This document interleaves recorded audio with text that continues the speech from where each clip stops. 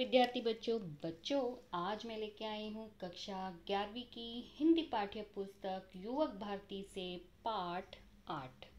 बच्चों, इस पाठ का नाम है तत्सत।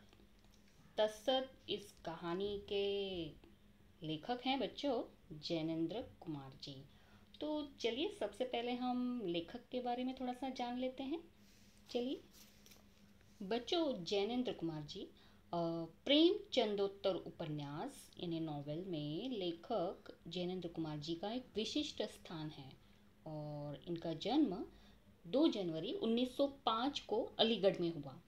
मनोविज्ञान और दर्शन इनके साहित्य का आधार रहा है और हिंदी उपन्यास के इतिहास में मनोविश्लेषणात्मक परंपरा के प्रवर्तक यानी प्रमोटर के रूप में ये प्रसिद्ध हैं और इन्होंने पद्म भूषण से ये सम्मानित भी हो चुके हैं और इनका देहांत बताया जाता है बच्चों 24 दिसंबर 1988 को हुआ था। तो चलिए बच्चों, इनकी कुछ प्रमुख रचनाएं हैं उन्हें देख लेते हैं। वो इस तरह से हैं। पहली रचना है परख, सुनीता, त्यागपत्र, कल्याणी उपन्यास, फांसी, नीलम, एक रात, 2 चिड़िया, जैनेन्द्र की कहानियाँ 7 भाग कहानी संग्रह है, सोच विचार, जड़ की बात, पूर्वोदय, काम, प्रेम और परिवार, निबंध, प्रेम में भगवान, पाप और प्रकाश नाटक है। बच्चों चलिए ये रही इनकी रचनाएं। चलिए अब देखते हैं इस पाठ की प्रस्तावना कि वो किस तरह से है। तत्सत। सबसे पहले तो ये कहानी एक प्रतीकात्मक कहानी है और बच्चों तत्सत का अर्थ होता है वही सत्य है।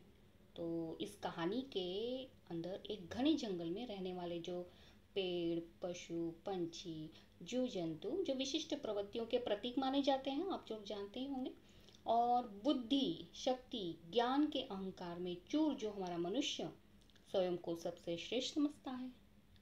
प्रस्तुत कहानी में लेखक यही कहना चाहते हैं कि सभी का अस्तित्व अपनी अपनी जगह महत्वपूर्ण है।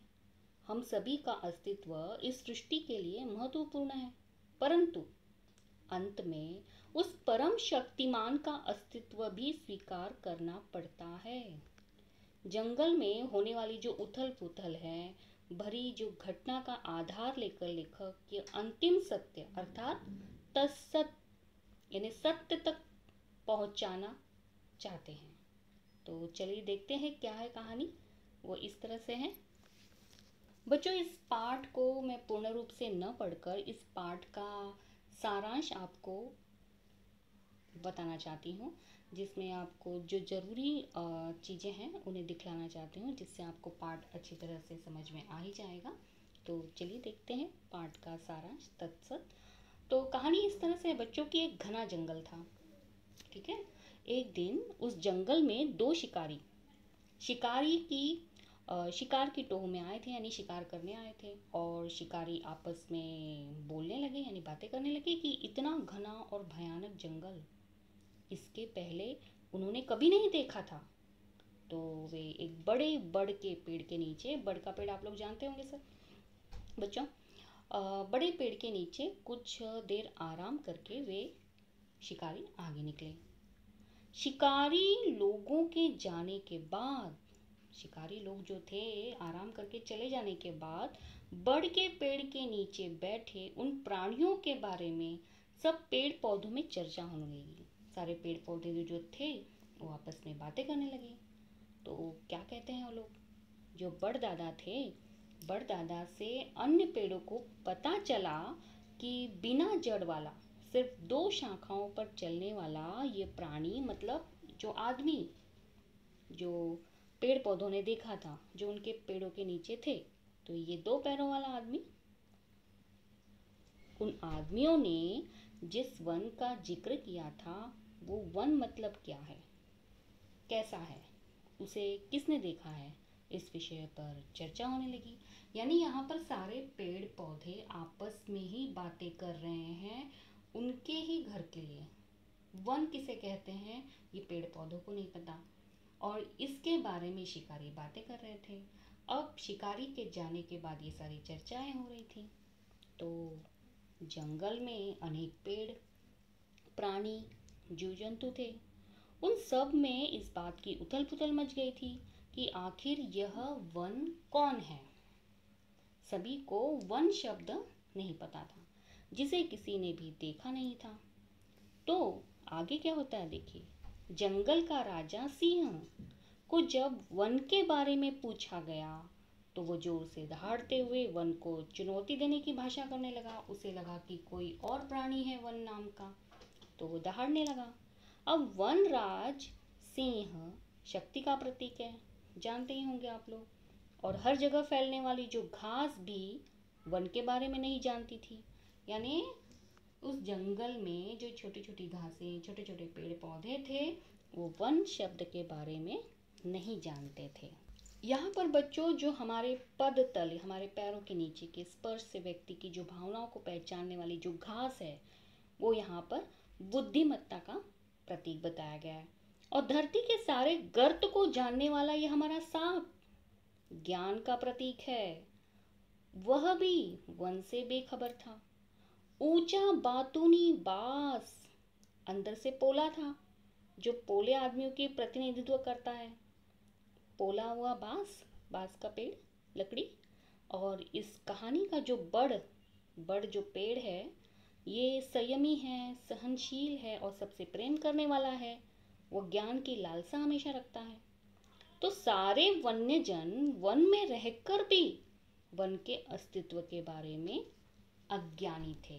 तो बच्चों, यहाँ तक आप लोगों को समझ में आ गया कि यहाँ पर वन क्या है, ये वन के लोग ही नहीं जान रहे हैं। और जब दो पैरों वाला आदमी, मनुष्य, जब इसके बारे में बात करता है तो पूरे जंगल में उथल पुथल मच जाती है। अब बच्चों, इस तत्सत कहानी का तात्पर्य क्या है? तत्सत का ज्ञान कैसे होगा? यानी ये सत्यता, जैसे मैंने बताया तत्सत यानी वही सत्य है। तो तत्सत का ज्ञान कैसे मालूम पड़ेगा? तो जंगल के जीव जंतु परेशान थे यहाँ पे। इतने में वहाँ पे आदमी फिर आ गए। जो शिकारी दो आए थे, वे आदमी फिर आ गए। अब सब उन आदमियों से पूछने लगे कि वन कहाँ है, वन मतलब कौन है, कैसा है। आदमी उन्हें समझाने की कोशिश कर रहे थे कि आपसे ही वन है। लेकिन वन्य जीव जो भी थे, वन में रहने वाले, आदमी की बातें समझ ही नहीं पा रहे थे। अब पशु चिढ़कर आदमी पर हमला करने की सोच रहे थे। आदमी भी सुरक्षा के लिए उन पर बंदूक चलाना चाहता था, परंतु बड़दादा ने सभी को शांत किया। अंत में बच्चों, आदमी बड़ के पेड़ पर चढ़ा। पेड़ के ऊपरी हिस्से पर खिलते नए पत्तों की जोड़ी को उसने आसपास का दृश्य दिखाकर बड़ के कान में कुछ कहा। बड़ को मानो समाधि लग गई, यानी वो शांत हो गया। एक नई अनुभूति यानी सेंसेशन उसे मिली और उसे तत्सत का ज्ञान हुआ कि वन में ही हम हैं और हमसे ही वन है। इस बात का उन्हें पता लग गया। बच्चों, इस कहानी से लेखक यही कहना चाहते हैं कि सृष्टि की जो परम शक्ति है, जिसके अस्तित्व का अज्ञान हम में है, अंतिम सत्य यही है बच्चों कि ईश्वर या परम शक्ति का अस्तित्व हम में ही है। यानी सब कुछ हम में ही है। हमसे ही ईश्वर है, ईश्वर से ही हम सब में हैं। इस कहानी की यही प्रतीकात्मकता है, यही प्रतीक है कि जंगलवासी और आदमियों के इस संवाद, मानो क्या हमें मिलता है? परम शक्तिमान के अस्तित्व के बारे में जो उलझन थी, उसके बीच जो समाधान था, जो उनके बीच उथल पुथल थी, वो हमें दिखलाई पड़ती है। ये कहानी अत्यंत रोचक तथा प्रभावकारी है बच्चों, इस कहानी से हमें यही सीख मिलती है, लेखक यही कहना चाहते हैं कि हम सभी का अस्तित्व इस सृष्टि के लिए महत्वपूर्ण है, परंतु अंत में उस परम शक्तिशाली का अस्तित्व हमें स्वीकार करना ही पड़ता है। यही सत्य है। इसलिए कहानी का शीर्षक सार्थक है, सही है। तत्सत का शब्दश अर्थ वही सत्य है, अर्थात ईश्वर सत्य है। तो बच्चों, मेरी ये छोटी सी कोशिश थी कि आप लोगों को मैं ये पाठ अच्छी तरह से समझा सकूं बिना टेक्स्ट बुक को रीड किए हुए। तो उम्मीद करती हूँ कि आप लोगों को ये कहानी और ये पार्ट और वीडियो अच्छी ही लगी होगी। तो अगर आपको अच्छी लगी है तो आगे शेयर ज़रूर करिएगा। और चलिए फिर मिलते हैं अपनी नई वीडियो के साथ। तब तक के लिए धन्यवाद।